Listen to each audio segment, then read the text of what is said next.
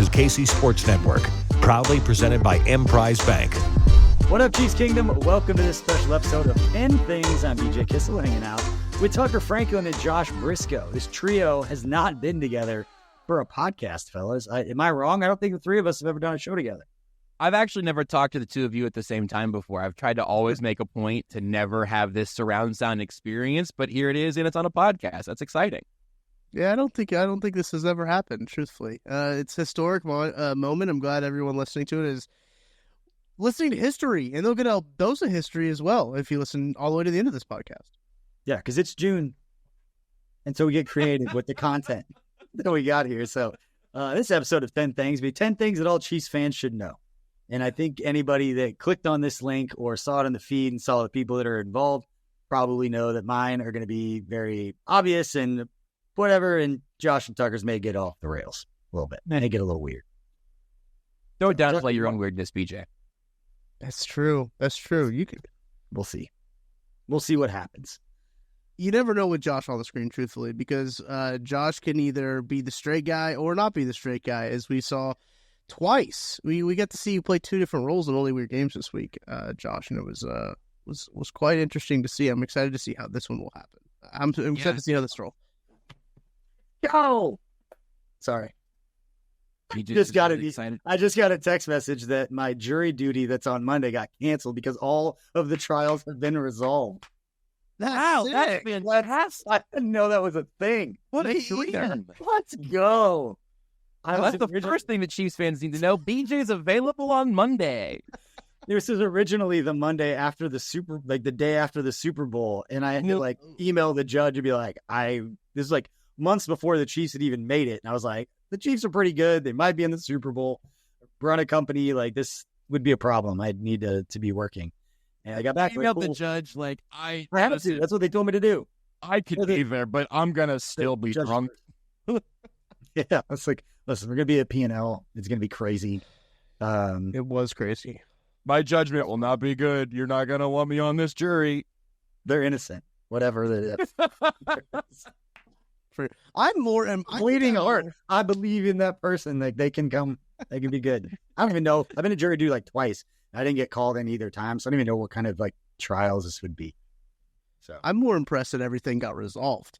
But that's the most impressive thing is that we, as a society, I think are advancing because did not expect everything to be absolved. They're just like, yeah, nope, no need for juries anymore. We're good. There's no more crime. There's no more pending sentences. We just figured it all out. Everybody have a good week. Or guys, somebody just sent me that text. I don't have a text from this number at all, and they don't want me to show up, and then I get in trouble. And they're like, I got a text message from you guys that said all the trials are resolved, and you think all the trials can be resolved in this country? Well, now I am going to be a witness in the case that you are going to eventually have defending yourself here, and I've got your back because that was a genuine reaction of pure excitement by you, so I believe your story, BJ. Yeah. I've only one other time, and it was actually when we were living in California. And it was, yeah, we'll save that story for another time. It was hilarious, though, because, you get up and you stand, if you have objections, you say, hey, they tell you what the trial's about. And as a jury, you can stand up and say, hey, I agree with the, defendant or whatever it is. I have a bias in here. That one guy looked like Jerry Garcia that stood up, and the case was about a medical marijuana company that didn't have the right license or something about that. And the guy stood up and he had a tie-dye shirt on. And the judge is like, Judge. And she's like, you can go. He didn't even say anything. He was just like, Judge. And she's like, you can go ahead and leave. Even the prosecutor, everybody was laughing in the court. It's like, I'd like to know 10 things about that trial. Me too. I did not get selected. I was in the reserve pool in the back. Thinking if that guy, now I'm going to get called up there and get stuck on some trial. Anyway, let's get to 10 things that Chief fans should know. Other than I'm not on jury duty on Monday. So that's number one, actually. Sorry. That's number one. Tucker, take us, get us started with number one. Look, I got a pretty simple, pretty easy one that Chiefs fans should know. And I have down Lamar Hunt's impact. Look, it's easy to know that Lamar Hunt was the guy who owned the Chiefs, right? He was the guy who brought him to Kansas City, but he did a lot more than just bringing it to Kansas City. He was very big in terms of the AFL-NFL merger. That was really big. He helped coin the term Super Bowl, which the Chiefs have gotten very familiar with recently. He's had lots of ownership in the Major League Soccer. He was big in the tennis space. So for American sports in general, Lamar Hunt has had a huge impact on it, not just for the Kansas City Chiefs. I do think it's important for people to know like what he has done with the Chiefs, but like for sports as a whole, I mean, they have a whole soccer tournament that's the Lamar Hunt U.S. Open trophy. Like he has done so much for not only Kansas City, not only the NFL, but for all sports. I think it's important for Chiefs fans to know his history. Like Jamal Charles should listen to this and not refer to the Clarks, because it should be the Lamars, if anything. 8 people understand that reference, and I appreciate it. I like the Lamars. I think that's a good evolution. It is a great point, Tucker, too, because like having the whole idea of like bringing the Lamar Hunt trophy back to Kansas City, that was obviously a big thing in the earlier days of this dynasty that we're all watching.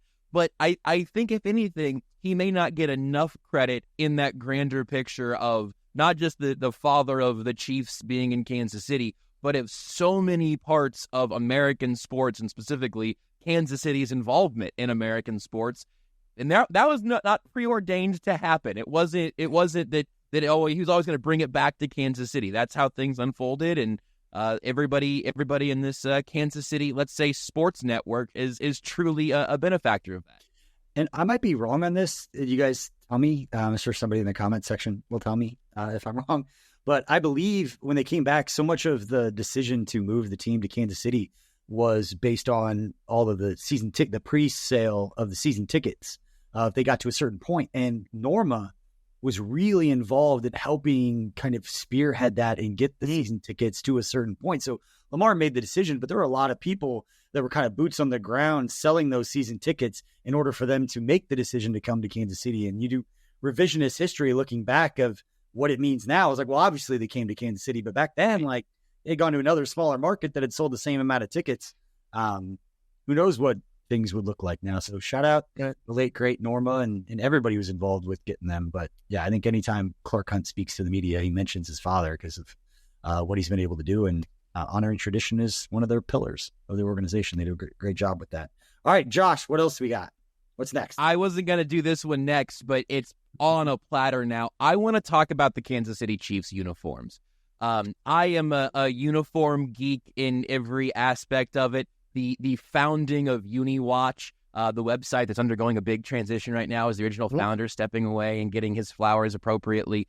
That entire world of sports opened up to me when I was in a place where I loved drawing alternate uniforms and looking at the different fashions in sports and all of that. The only meaningful changes the Chiefs have made to their uniforms in Kansas City, which is remarkably similar to the Dallas Texans uniform, is the permanent patch in honor of Lamar Hunt. Tucker and I didn't even coordinate this part. And then you saw in last year's Super Bowl run, of course, the Norma Hunt memorial patch on the other side. The Chiefs don't even have the captain's patches on those jerseys until the playoffs. And sometimes I wish this part wasn't the case. This might be more of an Andy Reid thing even. You're not going to see Mahomes the second or any juniors, or we were really close to getting Duvernay Tardif MD. That would have been pretty sweet. Like, I would have definitely supported that. But the Chiefs' commitment to their own history in the uniform space is something that I think we take for granted now, because there have been some decent to good alternate uniform unveilings this NFL offseason. Yeah. The Bengals all whites. The Vikings new like iced out ones are pretty good. I even, in a similar headspace, I actually like, here's my hot take for today's show, I like the Giants like faux backs with the tan pants and the Michigan-looking kind of helmet and the stripes and all of that, because it's based on their history instead of it being based on a new number font so Nike can try to throw off the knockoffs and sell more jerseys. You don't have to aesthetically like them, then that's totally fine. But I respect the logic of all of that. I am so, so glad that we have never gotten, as much as my 13-year-old self may have disagreed, I'm really glad we've never gotten the gold-out Chiefs uniforms. The color rush for them was the all-reds, which are, frankly, the worst uniform combination I think the Chiefs have in their closet right now. I prefer the all-whites. I like white over red. I like red over white. The All Reds don't do it for me. I think because it feels like it's the superhero costuming of the Houston Texans, right?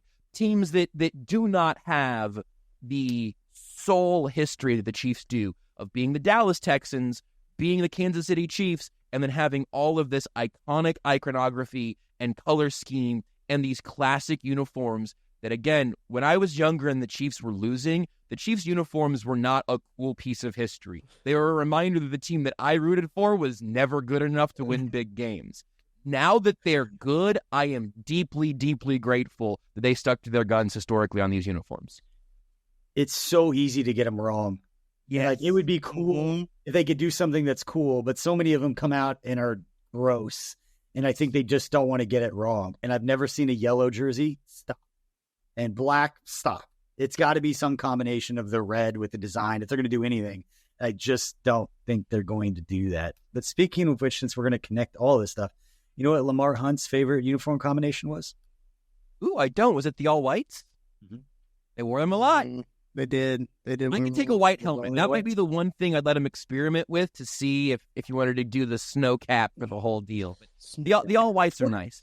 Yeah, they can't do throwbacks for the Chiefs because they're not going to play a game with a Dallas Texans helmet on. Like, that's not. They did it for the 50th. Matt Castle was out there with the Texas silhouette and star on his helmet, and it's like, yeah, that it doesn't really have the right feel for the Kansas City Chiefs. No, right? Yeah, don't need that. All right, let's. Is it my turn? Your turn, number 3. All right, my turn. This one's pretty easy, and it's actually pretty timely since we are. As of the day that we were recording this Friday afternoon, we're 22 days away from this anniversary. But it's Joe Delaney. I've talked about this a lot. It's my favorite jersey. If you're thinking about buying a Chiefs jersey and you don't want to buy one because the guy could get traded, he could get cut. He could speak on women and get cut. He could crash into people and get. Who knows what could happen with the jersey that you buy. But you can never go wrong with the Joe Delaney jersey. I always go out of my way to high five or say something to anybody wearing a Joe Delaney jersey. I do think that it's something that all football fans should know, not just Chiefs fans. And so I think it's up to us every year as we get closer to June 29th of telling the story of Joe Delaney. And if you are listening to this and you're not familiar with Joe Delaney, on June 29th, 1983, a trio of boys got into a man-made pond near Joe Delaney's home. He was home getting ready to leave for training camp, going into, I believe, his third year in the NFL. He was the Rookie of the Year in 1981 for the Kansas City Chiefs, ran for over 1,000 yards, had very much a phenomenal start to his career and what was going to be a hell of an NFL career. But 3 boys jumped into a pond and they were drowning, didn't know how to swim, and Joe Delaney didn't know how to swim, jumped in, tried to save them. 2 of the boys and Joe Delaney passed away. 1 of the boys did survive. But this guy, 24 years old, just getting started with his life, had 3 daughters of his own, and completely selfless, jumped in, not knowing how to swim in this pond. There have been phenomenal articles written about it, stories written about it. I came back up a few years ago. Terrace Marshall, the receiver out of LSU, is actually his nephew. And so there was a connection. So more people were hearing about the story then. I just feel like every Chiefs fan, especially as we get closer to June 29th and everybody starts talking about it again, tell people about Joe Delaney if they're not familiar, because those are the good stories. We spend more time talking about those and some of the other things that we spend a lot of time talking about. The thing that I don't think had hit me in a while there, BJ, was that he was 24 at the time. Yeah. In so many ways, I think you go to a story that it was before your consciousness. And for me, I don't know if I ever really thought about how old Joe Delaney was. And now I'm thinking, 24. I remember when I was 24 5 years ago. And like that, all of a sudden you start seeing the life on the other side of that, and the impact only grows. If the quote, as he said to somebody who was standing by, he said, "I can't swim good, but I've got to save those kids. If I don't come up, get somebody." That was what was going through his mind when he jumped into the pond. He was thinking about other people. There have been all kinds of different campaigns to give back and swimming lessons, free lessons for people in Kansas City. There have been a lot of people who've done a lot of really good work. I always enjoyed when I was working with the Chiefs going down. It was the one year I'd go down and talk to Barry Rubin. This time of year, Barry Rubin was the longtime strength and conditioning coach for the Chiefs, was a college teammate at Northwestern State of Joe Delaney, knew him well. And so every time we get to the middle of June, I'd go down and talk to Barry and said, it must be that time again.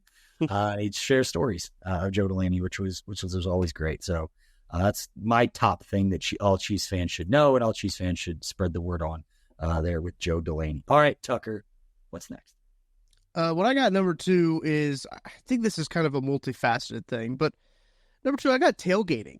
If you're a Chiefs fan, you got to know about tailgating. You got to know about the basically pregame rituals that everyone has. If you walk around out there in the parking lot, there are people who've been out there for a long time, who've been doing the same thing for a long time, and they know what to do when they get into the stadium, everything like that. You gotta know about the tailgating atmosphere out there. One of the things that stuck out to me too about, I remember this offseason, they had the really cold game, right? And you had people out here saying like, hey, this is what you got to do in these cold games, because we've been to them. So like, you got to bring cardboard, you got to set it down. Like, they know that stuff. And like, these people know the ways, and they know every ins and outs of the stadium. But the tailgating atmosphere with it is just a part of life, basically. If you're a Kansas City Chiefs fan, I think that it's one thing that you got to experience at least once. If you're a Chiefs fan that hasn't been to Kansas City, that's one thing that you have to do. I hear a lot of times people who are coming to Kansas City from other places to going to their first Chiefs game, they're like, yeah, well, how early should I get there? Get there as early as you can, pretty much. And that's what you have to do. But that's one of the things that you got to know about the tailgating going on out there. It's been a while since I've been out there to a tailgate on account of hosting a post-game show for a very long time. And even before that, sometimes my family would go out there, and we were not there for that entire ritual. I am really, really ready to break that trend for myself and experience. I think really ritual is about what it is. Maybe it happening very often on a Sunday morning is just a perfect fit that way, but there is such a beautiful, cohesive experience to everybody in that parking lot. BJ, you know what it smells like out there every week. Yeah. Not just Sundays now, every day of the week except for Tuesday, I guess. Not all home games, but you know. It's beautiful. It's a beautiful place. And everybody's kind, and like, you could be a player for another team, and I know there's always situations where people go too far. But for the most part, it's kind of like Nebraska fans. Everyone's just kind of nice. Like, if you're hosting a tailgate and somebody from, wearing other teams walk by, and they risen a little bit, but then they come over, you give them some barbecue, you have a good time. I started laughing, Josh, in the middle of the thing, because I was thinking about this year when we go to tailgates. I want to do a bit where Tucker is running around, and there's always kids playing football. He just walks up and like intercepts the pass and just takes it back, drops it, and just moves on to the next game. And it's just like him going around and just swatting kids and intercepting passes. Oh yeah, not breaking character at all. Like, you are focused on what you were doing. I think it'd be hilarious. I'm down. I'm sold. You don't have to tell me twice. I'm convinced. I'm ready to support in any way necessary. Instead of rip swim on Bill Belichick and then chicken out. Josh, he got a Band-Aid on his face. I didn't want to kick the man while he was down. on his face. Complete side story. Now I'm the one who's taking this thing off the rails. Josh, good. We had a bet at the Shrine Bowl. We saw Belichick walking around when the Patriots were coaching, and Tucker has a tendency to walk up and like rip swim him everybody instead of shaking hands. And it's just kind of a thing. He does the Brett Coleman, EJ, and then Michaela Bennett got Tucker once and rip swim him. Like, it was amazing.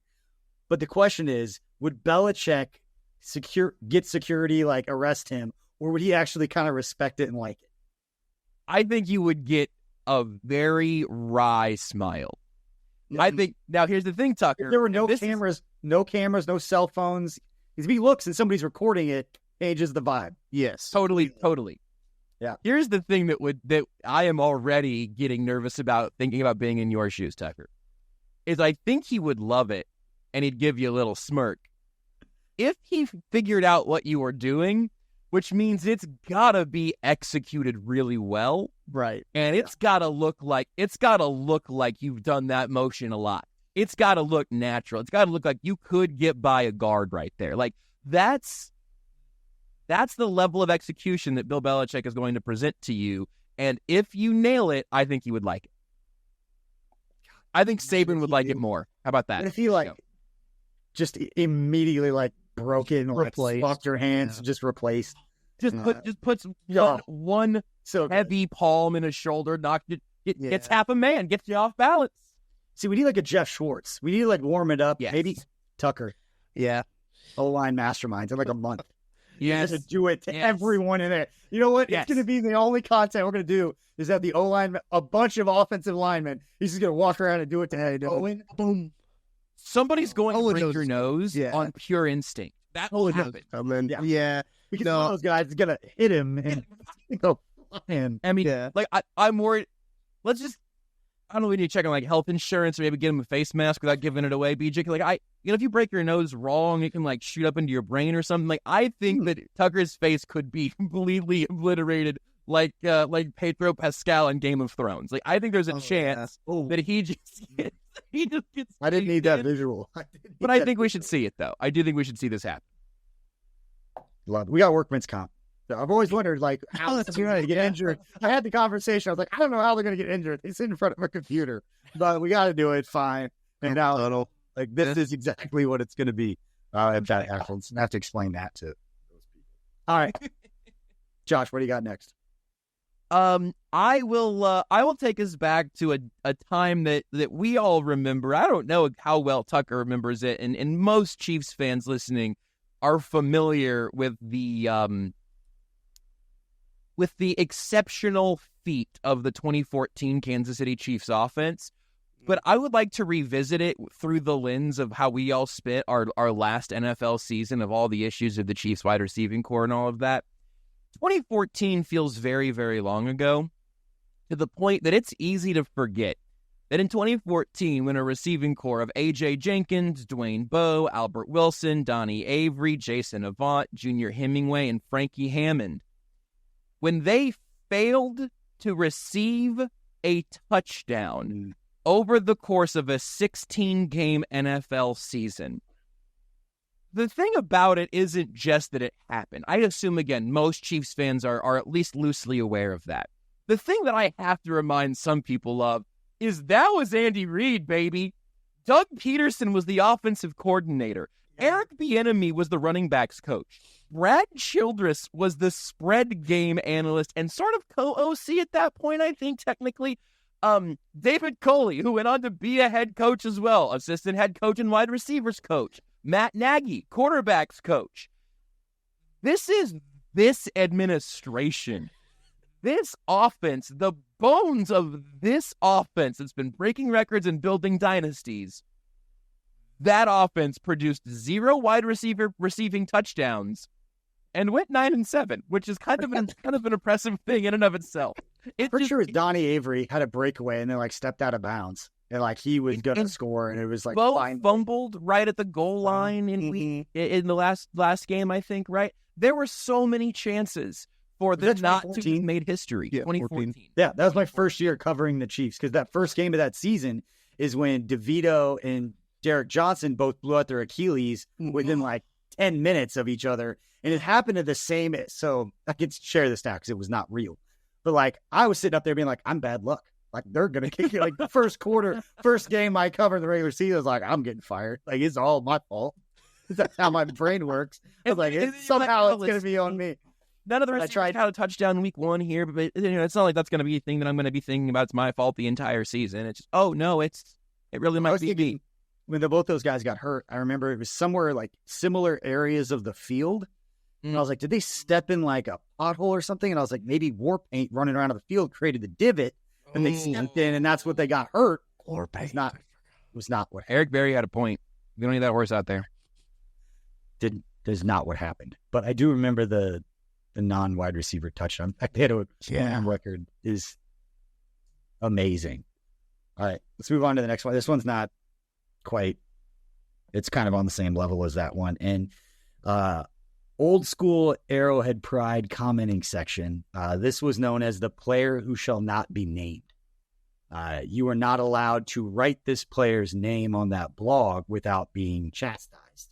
And this player at one point was the second most accurate kicker in Chiefs history, but that's not what he's remembered for. Lynn Elliott is remembered for missing 3 field goals under 42 yards in the 95 season where the Chiefs had the number 1 ranked offense in the league and the number 1 ranked defense, but they lost 10-7 at home due to 3 field goals missed by a player that, if it wasn't for that game, was actually a pretty decent kicker in Kansas City, having a higher career field goal make percentage than guys like Nick Lowry, Pete Stoyanovich, Ryan Suckup, Lawrence Tynes, and then the GOAT, Matt Amendola, during his time, had a higher field goal percentage than that guy. Had a little run a couple years ago. And Jan Stenerud is in the Pro Football Hall of Fame with a 74% field goal percentage. Harrison Butker's at 89.1. He's there in NFL history. But Lynn Elliott is a player that I think all Chiefs fans, especially you new Chiefs fans that are listening that only know Mahomes and success and all of this, you need to remember the games like the Lynn Elliott games, the no punt game, the losing to the Steelers when they didn't score a touchdown game. Yep.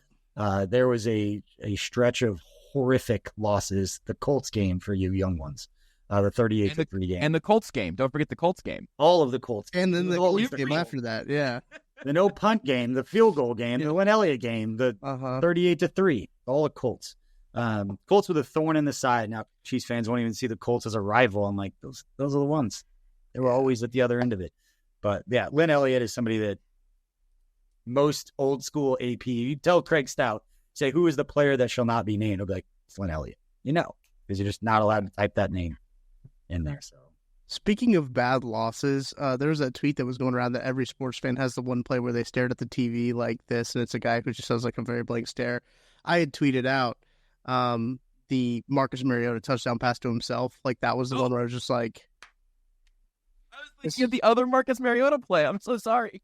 Oh, the forward progress is what you're talking about? Yeah. So it doesn't matter. That's just like the worst call in NFL history. Oh, caused him to retire. I was just piggybacking off of your point, BJ, of like, there were some bad times. Like, people who are out here say that, like, Chiefs fans, they're so lucky. Like, they don't deserve any of it. They never saw it. The 12-year-olds are very lucky. Absolutely. 12-year-olds are lucky. Everybody over that has some baggage, as all good fan bases do. Well, that's why older fans that are kind of obnoxious. It's like, you earned it. At least you got sweat equity, right? That's true. If you had to go through the process of, am I going to wear this Chiefs memorabilia tomorrow because of the pain I feel of the embarrassment of this particular loss, you get at least a couple of obnoxious tickets you can cash in later in life. See, I wear Chiefs stuff the day after games like that because it's where you earn your badge of honor. It's like, I'm still in, I'm still here. That's what's going through my mind. But you have to think about it sometimes, right? Like, especially if you're going to be around other people, like, all right, I'm going to wear this, and the conversation with everyone all day is going to start with, "Hey, man, I'm sorry." And I was like, "Yeah, no, I know, I'll wear it too." But we're wearing it in more ways than one at that point. Yeah, I remember after the loss to the Patriots, during the D Ford was offsides. I remember that loss the next morning. I was at KCI the next morning at 6:00. I think I left the stadium at like 1:30 in the morning. I was at KCI at 6:00 in the morning to go to the Senior Bowl. And I got down there and everyone's like, "Oh, I'm so sorry." And it's one thing to be like, "Hey, I root for it." But there's also the part of me that was like, freaking play. Like, yeah, bummer, but like, hey, congratulations. Like, thanks, man. I played my tail off. Like, really did my part. The digital cheerleader. All right. What do we got? Who's up? Who's next? I think it's me. Your turn, Tucker. Is it me? Well, I'm going to use this time first before I tell you about this is the last thing that I have on my list. I'm going to tell you about PXG. And as you can see, I'm rocking the hat. And as a golfer for years, I've been hearing PXG say nobody makes clubs the way they do, period. And you know what? They are right. I went in for a fitting. I got to see myself. I just actually got my driver in the mail today. And let me tell you, it is a beaut. I got to swing that PXG Black Ops driver. And it was a total game changer for me. I no longer have to sacrifice distance for forgiveness. One of the big things that Alex was talking about when I was in there with my fitting was talking about the dispersion of my shots. We really narrowed down the dispersion so I'm not hitting it left or right. It's all going pretty close to the middle, playing with a little bit of a fade actually. With my swing now. Alex got me hooked up. She is one of the best that they have there at the PXG store. Look, Marcus, phenomenal as well. All of us here on this podcast have had great experiences with PXG. They are wonderful people there. Not only do they know everything they need to know about golf, but they are awesome people just to hang out with and to go hit some balls with. And PXG made me a believer. They'll do the same for every golfer in Kansas City. Visit pxg.com/10things to schedule your fitting at PXG Kansas City. That's at 7517th West 119th Street in Overland Park. Get fitted for any club and you'll get a dozen golf balls for free. That's pxg.com/10things to schedule your fitting. pxg.com/10things. Limit 1 dozen golf balls per person. Promotion ends on June 30th, so make sure you get out there. Other terms and conditions apply. See the store for details. That's a great job, Tucker. Thank you. I love PXG, and everyone who's a Chiefs fan should know PXG as well. So there you go. Love it. I have to go now, or Josh's turn. Yeah. Oh, okay, great. That was Tucker's thing. That was it. All Chiefs fans need to know about PXG. It's arguably the best thing. My last edition of our 10 things today is my sort of serious one, and in some ways, some echoes of your Joe Delaney history lesson. So a lot of big differences as well, because this one just happened and had a very happy ending to the story, at least the ending insofar as we know right now. There may be more process to come. But I want to go back to what happened with BJ Thompson in a meeting at the Chiefs facilities this week, and not really just about BJ Thompson, but he had a seizure and went into cardiac arrest. And Rick Burkholder spoke to the media on Friday, and I just want to read you a couple of the things that Rick Burkholder said and read you some of the names that he mentioned, because my thing here is the names that the Chiefs fans need to know, the people who stepped into action here, and I don't think it's any exaggeration to say saved BJ Thompson's life. Certainly everything that goes into all of that. So Burkholder confirmed the seizure and cardiac arrest and said, just as a side note here, the NFL mandates we do these emergency action plans for every team in the league, home, away, in your practice facilities, and then we're mandated to practice multiple times a year. Ironically, we practiced on Monday. With BJ, when he had the seizure, Butker immediately ran toward the training room and grabbed Julie Freimeyer and David Glover, and then grabbed me. We went into the room, and eventually Tiffany Morton and Evan Kraft came in as well. As with this facility, we have a doctor's office down the hall, and Dr. J.P. Darsh from the University of Kansas Health System was there, and he came up and assisted, and as a team, we tried to stabilize BJ and put him on the floor while he was still seizing, and then he went into cardiac arrest. Our team of that group of people provided CPR for him. He had 1 AED shock and came back. So he was only in cardiac arrest for probably less than a minute and a half. Then they turned him over to KC Fire Department, and the people then in the medical side took it from there.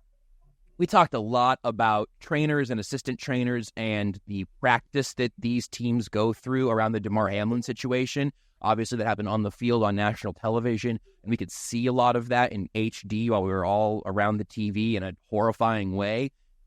This scene with BJ Thompson had to be mortifying.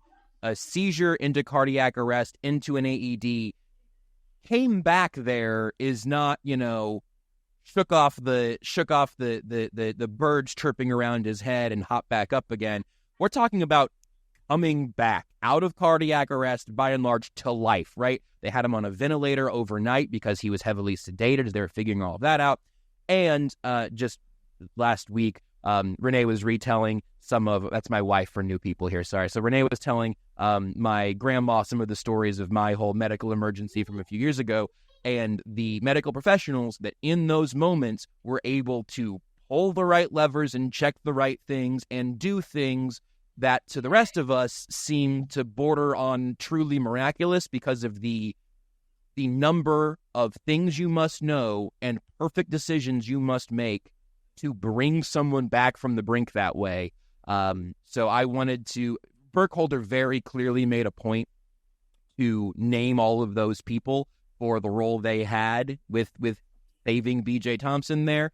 And anytime I think we have a chance to tell one of those stories, I think we should. So that's what I think Chiefs fans need to know, is the people who stepped in there, and that it's not pure miracles. It is incredible education, incredible people, and incredible preparation for a moment like that.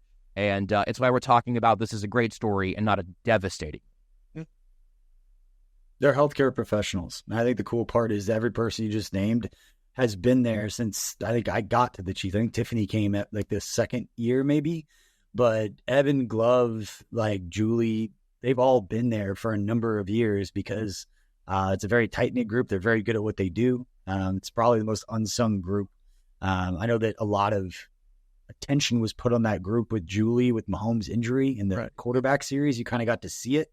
And it's cool when you see those things because you don't understand how many people really are a part of obviously winning football games. This is well beyond that.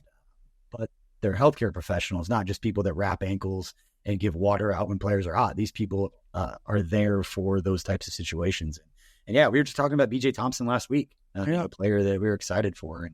And hopefully everything turns out to be okay and he'll have some time before camp and we'll see how that all progresses. But yeah, well beyond football, but great point, Josh, to get that in there. There's no good transition to the next one. That's okay. We went from Joe Delaney to tailgating earlier. It's, yes, that is fair. We did do that. So there's no easy way. So let's talk about home of the Chiefs because you gotta know that if you're a Chiefs fan. And I think people that don't understand that it's been that way for Arrowhead Stadium and Chiefs fans for as long as I've been a fan. I honestly don't know where it originated or when it originated. I just told you guys before we recorded something that was not true. It's a great story, and Tucker and I both bid on it. We bid hard. Yeah, we were all in. We just tease it, so people would let us know in the comment section of going forward if you'd like 2 truths and a lie as a content idea for a podcast for us. I'm not devastated by how good you are at it, so that scares me. I told the guys that home of the Chiefs originated when Condoleezza Rice said it was okay. I just had seen that old tweet about Adam Schefter saying Condoleezza Rice was interviewing for the Browns head coaching job. I think it came up with one of the Lakers head coaching stories or something, and I just thought about that. And she had some other thing related to the football. It was the perfect person to pick in that group, so I was like, oh yeah, that makes sense. Sure, she would have. Of course, she would have. I gave it a good 5-second pause before I told you guys to. But yeah, home of the Chiefs, you got to know. You go to Arrowhead, you say home of the Chiefs. How do you say this? I know some people are upset by it, and they've been upset over the years by it. I think those same people are probably upset a lot of different things that are going on. I don't see it as disrespectful. It's always been a fun thing. It's part of going to Arrowhead. My favorite thing is when you hear it in other stadiums. You hear it during UK State basketball. It doesn't matter. I say it. It's like Little League games. I say it if there's a national anthem playing. I kind of mumble it to myself. But yeah, just if you have a problem with it, just you write a letter to Condoleezza Rice and ask her why she approved it. It's true. Exactly. That's the thing too, is that you brought that up too. It's other stadiums now. Like sometimes when you're hearing it, like I'm at the KC Comets game, right, and you still hear people say home of the Chiefs. Like you hear it at Royals games literally all the time. Like that you don't hear it like more there later, but. I mean, I do think that's kind of crazy. Like, college is everything. Like, you just hear home of the Chiefs. Those are the best that just organically, like, take off, and everybody knows what it is and why, and... Yeah. Right. Hearing it through the TV speakers even at the first Super Bowl in Miami. Like, that's one of those is like, oh, it made it to the big stage on the road. Like, hearing it at Super Bowls, I think, is probably my favorite twist on it. Yeah. Because I do enjoy the Super Bowls. Interesting. We're spoiled. I'll take spoiled. All of the Super Bowls. All right. Anybody have any left? Those are my 3. I do have one more to make it actually 10 because it'd be 3, 6, 9. I did say PXG to make it 10. I have number 3. I guess number 10. Matt Castle. You got to know Matt Castle. About Matt Castle. You got to know Matt Castle. Look, I know everybody loves Patrick Mahomes, and he's a good quarterback. But sometimes you got to know where you come from. That's not where I was going. But you got to know where you came from to appreciate what you have. You could throw in Tyler Thigpen. You could throw in Kyle Orton. You could throw in Thigpen. I did, and I knew it was wrong off the hand, off the release. But I was just gonna kind of blow right past it, and so like no one would notice. But you did. I noticed it. I goofed up, but that's why I rolled off Kyle Orton so fast. Because like that's what I can get to really quick. Brody Croyle, you gotta know all of those quarterbacks. These are quarterbacks that Chiefs fans have to know so they can appreciate the greatest Patrick Mahomes. Also, Matt Castle was hope for that era. Like Absolutely. that was the most excited I had ever been for a Chiefs quarterback. And, maybe just signing the guy or trading for the guy who hopped in behind Tom Brady and played pretty good football. Like maybe that wasn't the most surefire thing in the world, but I appreciated the hope and by and large, some of the competence that Matt Castle brought. And he seems to have a good view of his own NFL career too. It seems like he has a sense of humor about things. And also he does just straight up look like Woody from Toy Story came to life. Yeah.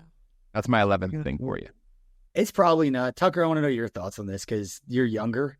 But, like, everything we've done at KCS, besides, like, Craig becoming friends with DJ, which is, like, top 3, like, that's not changing. It's awesome. Because when I met Craig, we were friends back then, like, he did this because he appreciated watching and respected watching DJ play so much. Now those two guys, like, text. It's, like, no big deal.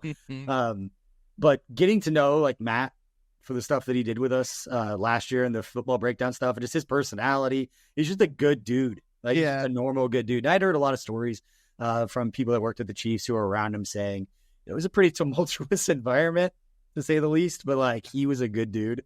And everybody kind of felt bad for him because he was stuck in the middle of some stuff. But, yeah, phenomenal guy. Enjoys living on his farm in Nashville and becoming a college football broadcaster. Killing it. Yeah. That he's got going on. So he's doing great work. I try to think what play. I sent him a clip. I think it was about this time last year because I shot him a message about a touchdown pass that he had thrown, and I think I clipped it from YouTube and I sent it to him. Let me see if I can find it really quick. But he is very, as you said, Josh, he's very self-aware. Oh, his touchdown pass to Mike Vrabel. I texted that to him. And I said I was thinking about his touchdown pass to Mike Vrabel. It was a 4th and 1 on the goal line. And he pulled that one out. But yeah, it's he's very self-aware, and I think you have to be self-aware. He's got some stories that he needs to write a book. I swear, he does need to write a book. He's got some good stories that will let him share. He's ready. Yes, pretty good. It's a great way to put it. Should get a couple lawyers first. All right. Josh, you got any more takes? And if we forgot anything, Chiefs fans, who knows? Hank Stram. If we forgot anything, yeah.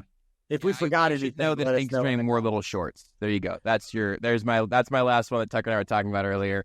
Is Hank Stram was skies out, thighs out before this whole new generation took it over. Dressed like Hank Stram this summer, boys.